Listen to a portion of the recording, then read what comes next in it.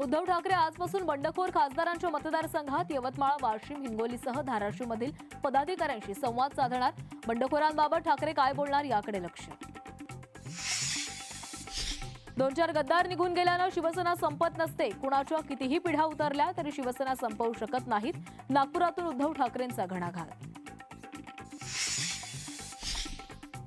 जो गरजते है वो बरसते नहीं. उद्धव ठाकरेंच्या दौऱ्यावर शिवसेना नेते संजय राठोडांची टीका. बोलण्यापेक्षा कामाला महत्त्व देण्याचा सल्ला.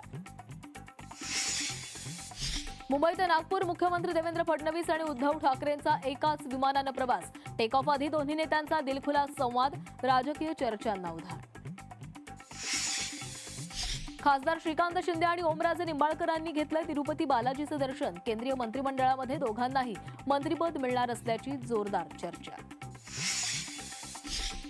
कैलास मानसरोवरला जाणारे पुण्यातील 52 भाविक काठमांडूमध्ये अडकले. चीन सरकारनं वेळेवर व्हिसा न दिल्यानं भाविकांचे हाल.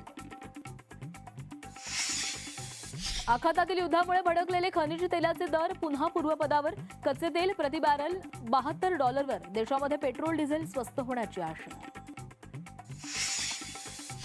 महाराष्ट्रामध्ये उद्यापासून पावसाचा जोर वाढणार. कोकण, विदर्भासह अनेक जिल्ह्यांना पावसाचा अलर्ट. तर किनारपट्टी भागात ताशी 40 ते 50 किलोमीटर वेगाने वारे वाहण्याची शक्यता.